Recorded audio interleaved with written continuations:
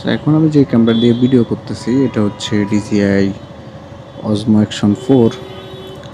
এখন আপনাদের হয়তো মন্তব্য থাকতে পারে যে ভাই GoPro তো সেরা, GoPro কেন কিনলাম না, কেন আমি DJI Osmo 4 কিনলাম। এটা সবচেয়ে বড় কারণ হচ্ছে GoPro যে পরিমাণ তার হাবিজাবি ক্যারি করা লাগে, হ্যাঁ, ওরকম কোনো ফেনই হচ্ছে এটাতে নাই।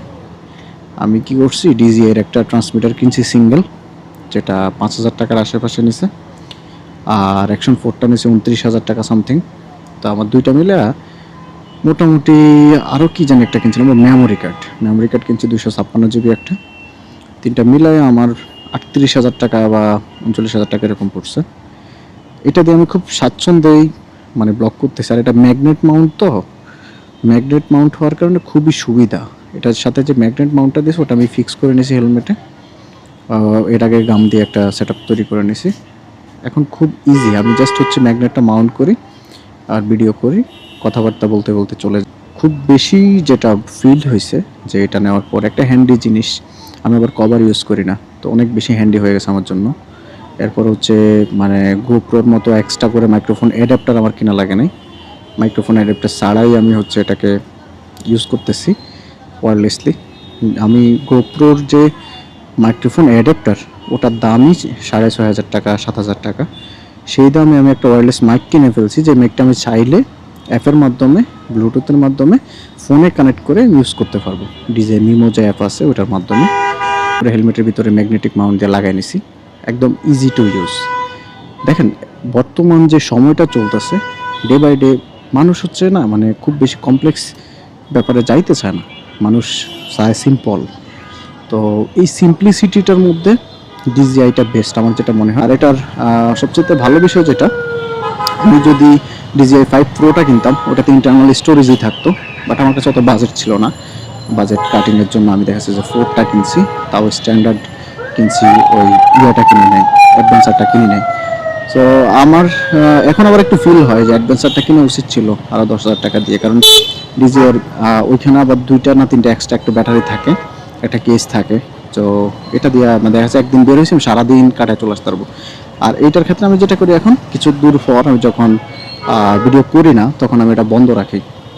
তো এত প্যারেশানি নেওয়া লাগতো না, তাও আমি অলরেডি সম্ভবত 2-3 ঘন্টা মেবি হবে যে আমি ভিডিও করতে বের হয়েছি, 2 ঘন্টা প্লাস।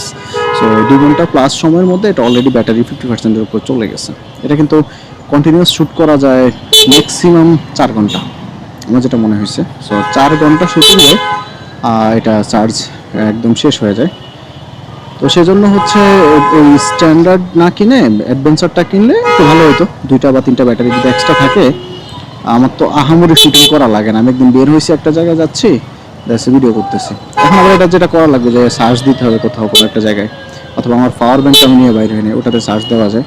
হ্যাঁ, এরকম কিছু কষ্ট আছে, কসরত আছে। আমার কিন্তু Insta360 1X3 যেটা এটা আছে, আমি একদম 1X যখন বেরোচ্ছে তখন থেকে Insta360 ইউজার। সো Insta360টা ইউজ করে আমি কিন্তু ভালোই মজা পাইছিলাম।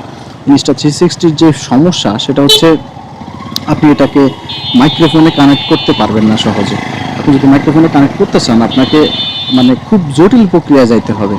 তাও আর কি সব মাইক্রোফোন হবেও না, এটার জন্য আলাদা একটা কিনা লাগে, ওই GoProর মতো একটা তারের মতো কিনা লাগে অ্যাডাপ্টার।